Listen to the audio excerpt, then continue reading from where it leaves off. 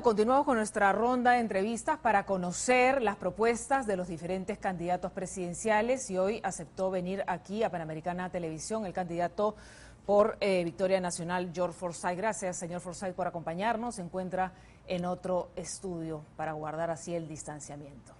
Bien, la última encuesta de Datum revela que su intención de voto ha caído en 2 puntos con respecto al anterior sondeo. A nivel nacional tendría hoy un 11%. En octubre, recordemos que tenía un 20% de respaldo. Y hemos visto que la tendencia de las últimas elecciones es quien viene primero en las encuestas va perdiendo poco a poco fuerza y al final no se recupera. ¿Está pasando esto con su candidatura, señor Forsyth? ¿Cuál es su lectura? Muy buenas noches, un gusto estar acá contigo, aunque estemos distanciados como corresponde. Los felicito por el buen trabajo. Y es evidente lo que ha venido pasando, ¿no? Las encuestas son así, a veces se suben, a veces se bajan, pero tenemos muy claro que esta bajada tiene mucho que ver con lo que se ha manejado toda la semana pasada, que nos han excluido. Entonces muchos peruanos nos vienen preguntando en las distintas regiones, cuando hemos llegado acá al aeropuerto, ¿por qué sigues con el polo si te han excluido?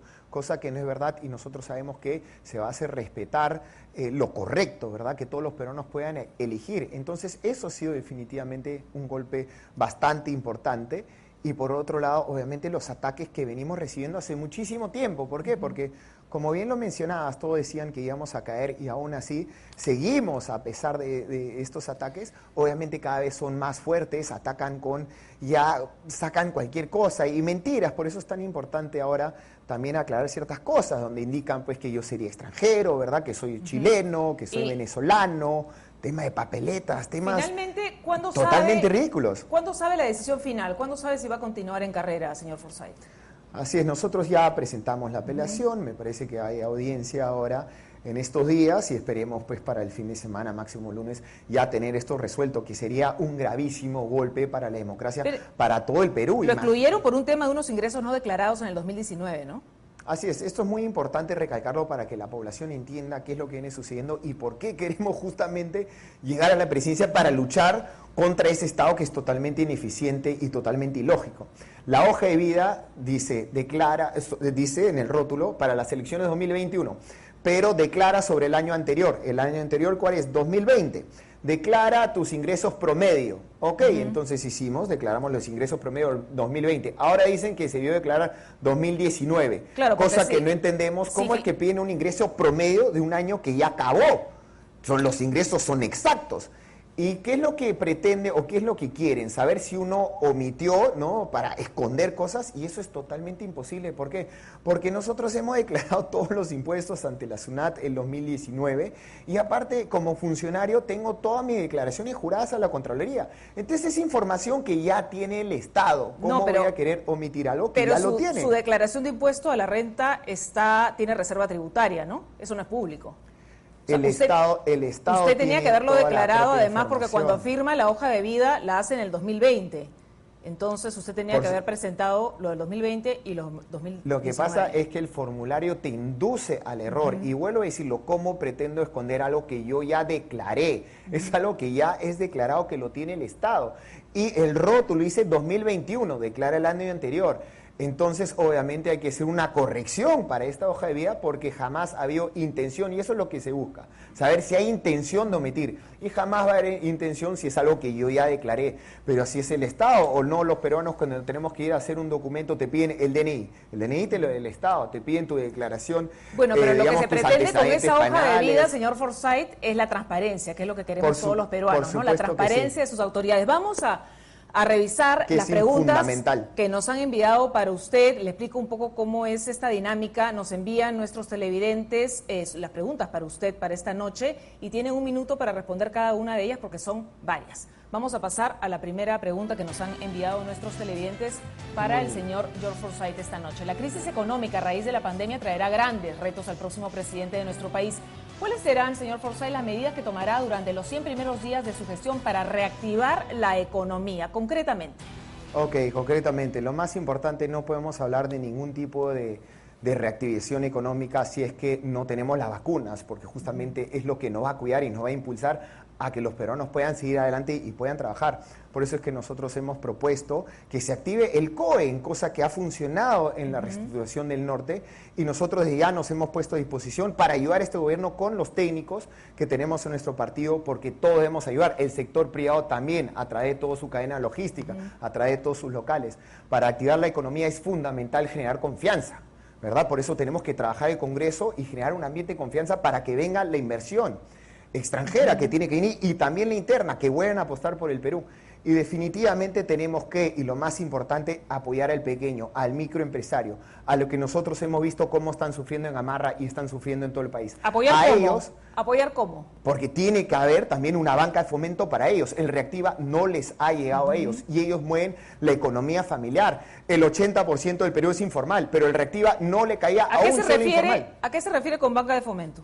Tiene que haber un apoyo del Estado, obviamente, pues con intereses manejados, porque estamos en medio de una crisis económica. Es muy importante entender que estamos en medio de una crisis. Cómo otros países salieron adelante, el mismo crack en Estados Unidos y cosas que vieron trabajar a la población. El Estado hoy tiene que invertir, no hay otra, no hay otra forma, pero realmente que el Estado apoye. Que el Estado le dé préstamos a los microempresarios a un bajo interés. Así es, tiene que impulsar especialmente a los pequeños, porque los grandes ya lo recibieron con activa. Yo hice 2 ferias financieras en Gamarra, 2. ¿Por qué? Porque la primera nadie recibió, volví a hacerla, por favor, pidiéndole a los bancos, y la segunda tampoco. ¿Por qué? Porque los requisitos nadie los cumple. Y eso es lo triste, que hicieron una norma que no va de acuerdo a la realidad. Complicado para las microempresas. Sí, vamos con la siguiente pregunta para el señor Forsyth de nuestros televidentes. Atención, su candidato a la vicepresidencia, Jorge Chávez, ha propuesto que en un eventual gobierno suyo habrá 3 sueldos mínimos para los trabajadores. ¿Nos puede explicar qué se quiere lograr con esto y cómo lo aplicará? A ver, definitivamente tiene que haber una paridad de sueldos en el Estado, ¿no? Esto de 3 sueldos mínimos lo hemos debatido en varias veces con Jorge. Obviamente, pues hay circunstancias en que uno puede recibir, si es que tiene algún tipo de otro apoyo, pero yo sí creo en una estandarización de sueldos, ¿no? Y lo vemos en entidades como, por ejemplo, el Salud y los doctores del MINSA, ¿no? No hay una estandarización, no hay una justificación exactamente de los sueldos, por eso en otras entidades podemos encontrar gente con mayor capacidades que otras. Por eso sí creemos que debe haber una estandarización también en la educación. Hay muchos profesores que son contratados que no reciben los mismos que los profesores que están dentro del sistema. Es decir, no está de acuerdo con Jorge Chávez, con la propuesta. No, nosotros debatimos siempre muchísimo, y es muy importante esto, ¿no? Porque justamente enriquece el plan de gobierno, y Jorge Chávez es un profesional de primera, tenemos un equipo de primera. ¿Por qué? Porque no tenemos cola de corrupción, entonces realmente peruanos es decir, que no la se remuneración están apoyando. Vamos a propuestas, la remuneración mínima vital se debe mantener como está. Obviamente, pues, quisiéramos subir, hay que ser muy responsables con los recursos, viendo en la situación que nos vamos a encontrar, pero hay otras formas, ¿verdad? Es muy importante darle dinero a la población, porque hoy estamos en cuarentena, se está muriendo de hambre y no hay otra forma, el Estado los debe apoyar. Pero lo más importante es que el Estado tiene que dar facilidades para que se trabaje, eso es lo importante. Los peruanos no queremos limosna tampoco, queremos oportunidad de poder trabajar nada más. Bien, vamos con otra pregunta de nuestros televidentes para nuestro invitado de hoy, que es el señor George Forsyth. Mientras haya una alta tasa de informalidad, no podremos tener un crecimiento sostenido de nuestra economía. ¿Qué incentivo creará para que esos informales se formalicen? ¿Qué reducción lograría de la informalidad en nuestro país y qué plazo se pondría, señor Forsyth? Ok, muy bien, muy buena pregunta. Escuchamos a todos los candidatos, hablan de informalidad, escriben muchos libros, pero realmente cuánta gente se formalizó. Nosotros hemos logrado formalizar miles de peruanos que quieren trabajar de forma ordenada, lo hemos logrado formalizar en La Victoria. ¿Cómo? Estando en la calle, conociendo los problemas. Yo les pregunto a todos ustedes, a todo ese público informal, ¿qué pasaría si le dices no paguen impuestos 2 años? ¿No? ¿Qué pasaría? Le dices no paguen impuestos 2 años. No pasaría nada, porque actualmente no lo pagan. Entonces tenemos que poner, digamos, impuestos, tasas mínimas para que empiecen a entrar a la rueda, ¿verdad? Ya con ese mínimo el Estado está ganando más que antes, pero ya lo vas ingresando a la rueda. Y segundo, ¿cómo le vas a pedir a alguien ser formal si yo no te doy educación, si yo no te doy salud? Por eso es tan importante que el Estado dé esos servicios para que realmente uno impulse a ser formal. Obviamente esto es algo a mediano o largo plazo, ¿no? Porque evidentemente no vamos a solucionar todos los problemas de la noche a la mañana, pero se tiene que empezar a trabajar en un plan para formalizar el Perú. ¿Qué incentivo le va a dar a ese informal que trabaja como un informal y que no quiere pagar impuestos? Porque obviamente está bien como está. ¿Qué por incentivo supuesto, le va a dar? primero necesitamos que el Estado los acompañe, que haya una capacitación. Formar y constituir una empresa es la cosa más complicada del mundo, ¿verdad? Yo también soy emprendedor, yo sé lo que es luchar contra la SUNAT, porque los emprendedores luchamos contra la SUNAT.